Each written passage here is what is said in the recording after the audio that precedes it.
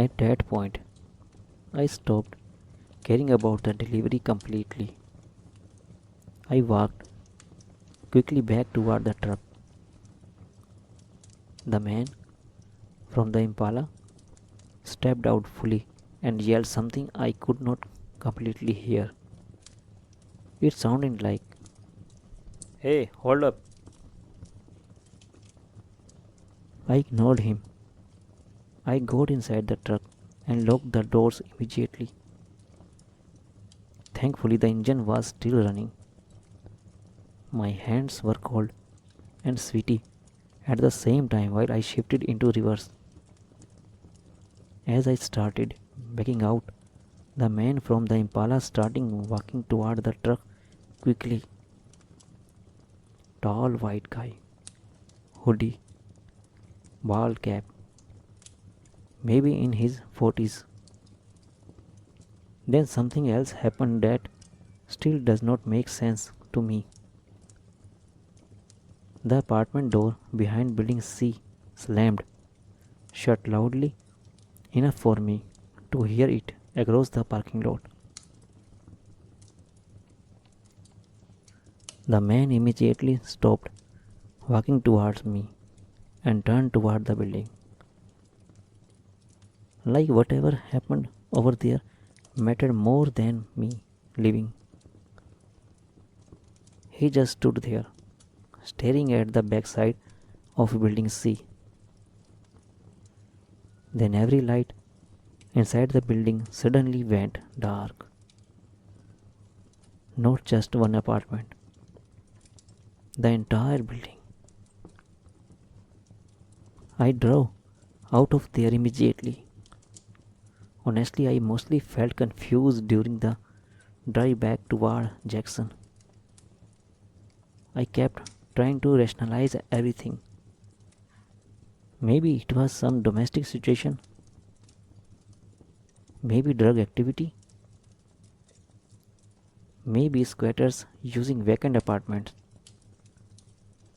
But certain details would not fit together in my head. The weird phone calls, the almost empty apartment, the man asking who was in the parking lot before I even mentioned the car, and especially those barefoot mud tracks. For some reason, those bothered me most. About 10 minutes later, I realized another problem. The washer and dryer were still in the truck. Whoever ordered them never even came outside. I pulled into a Taco Bell near Interstate 55 so I could calm down for a minute and call the owner. The drive through line was strangely long for almost midnight. I remember some teenager in front of me had a giant white windshield decal that said locally hated.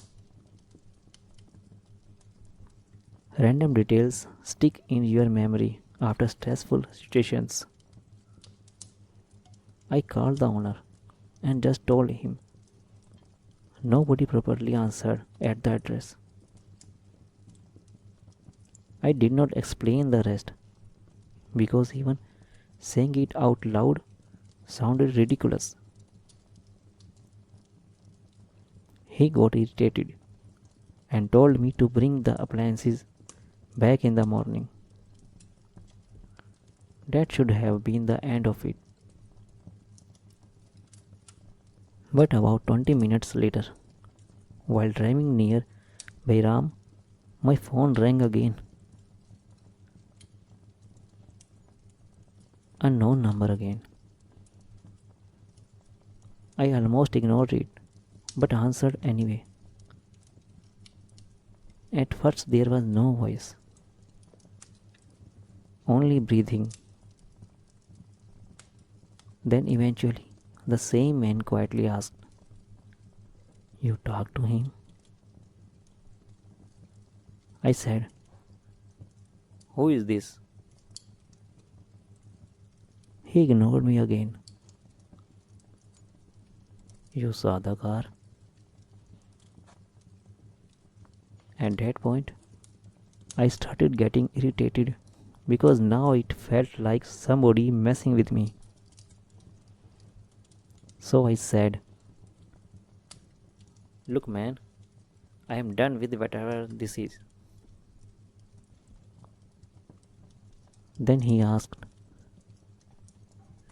"Did he follow you?"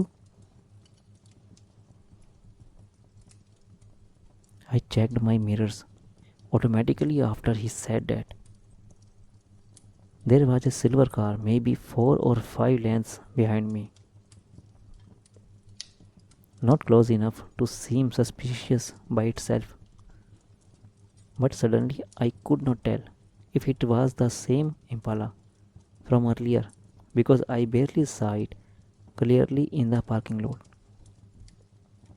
I asked, "What is going on?" And this part still bothers me because of how calm his voice sounded when he answered. He said, "I think you were supposed to bring the truck tomorrow." Then the line disconnected. I pulled into a marathon gas station because I genuinely started feeling paranoid after that. The silver car drove past without slowing down. I watched it through the windshield while parked at the pump. It kept driving normally and disappeared down the road. So I convinced myself I was making connections that were not there. I went home. At the time I lived in a duplex of Civil Road, quiet area mostly. And honestly, I probably would have forgotten the entire thing eventually, if not for what happened the next morning. I go to the appliance warehouse around 9. The owner was already outside, smoking beside the loading bay. Before I even got out of my car, he said, "Police were here looking for you." That sentence immediately made my stomach drop. Apparently, deputies responded to Old Pine View apartments around 3 in the morning after somebody reported a disturbance. The owner did not know details, just that officers saw the company name on our truck from security footage and wanted to ask questions about the delivery. One of the deputies came back later that morning while I was unloading the washer and dryer. He looked exhausted more than anything else. Not aggressive, just tired. He asked basic questions first: what time I arrived, whether I entered any apartment, whether I spoke to anyone. I told him most of it except the second phone call while driving home because by then I already felt stupid explaining any of this. Then he asked something specific that caught me completely off guard. He said, "Did you see a woman anywhere near building C?" I told him no. Then he asked if I noticed a silver Impala in the parking lot. I said yes immediately. The deputy looked at his partner for a second after I answered. Just one of those quick looks people exchange when something matches up. I asked what happened. The deputy hesitated before answering. Then he said, There had been reports over the previous few weeks about somebody using vacant apartments inside that complex, not living there exactly, more like showing up randomly. Residents reported hearing movement inside empty units late at night. One tenant complained lights kept turning on inside apartments that supposedly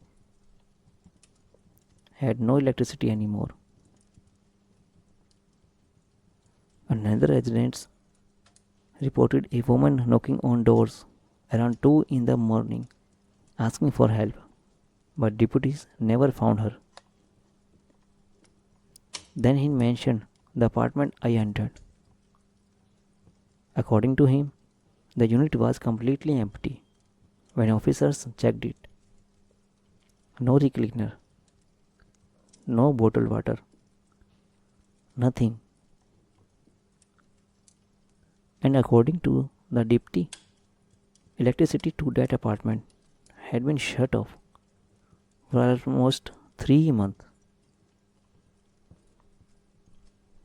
I immediately said, "No, that is impossible," because I knew what I saw. The deputy just shrugged slightly like he had already heard confusing stories all night. Then, before leaving, he asked me one last question.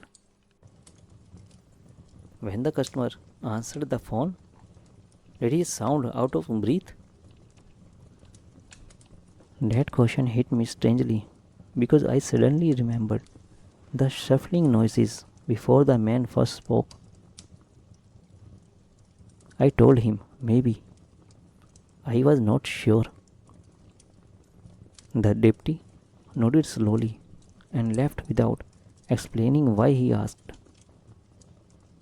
A few days later, I drove back near the complex during daylight because part of me needed to see the place again. The entrance was blocked with Orange County barricades. There were 4 sheriff vehicles parked near Building C. I did not stop. I just kept driving. For weeks afterward, I searched online trying to find news, reports, or arrests connected to the apartments, but I never found anything useful.